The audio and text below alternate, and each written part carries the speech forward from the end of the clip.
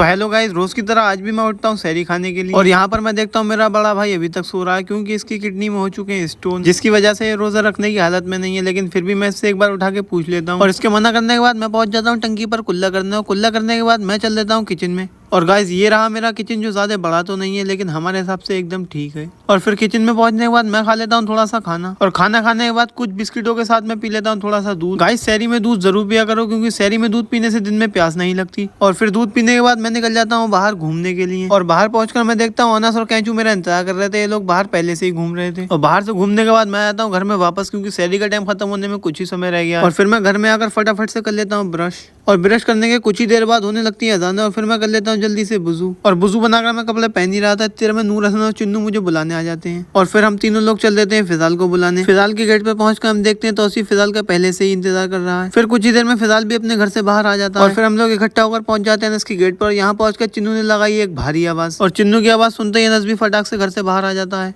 और फिर हम सब लोग इकट्ठे होकर चल देते हैं फजर की नमाज को। और गाइस रमजानों का यही मजा है, जब तक सब लोग इकट्ठे होकर फजर की नमाज को ना जाए मजा ही नहीं आता। मस्जिद पर पहुंचने के बाद हम लोग देखते हैं रोज की तरह आज भी काफी भीड़ थी, और गाइस नमाज खड़ी होने से पहले मस्जिद पूरी फुल हो जाती है। और फिर नमाज पढ़ने के बाद हम लोग चल देते हैं वापस घर की तरफ, और यहीं पर ही हमारा ब्लॉग समाप्त होता है। हम मिलेंगे गाइस नए ब्लॉग के साथ। और गाइस जिसने फॉलो नहीं किया वो फटाफट से मुझे फॉलो कर ले।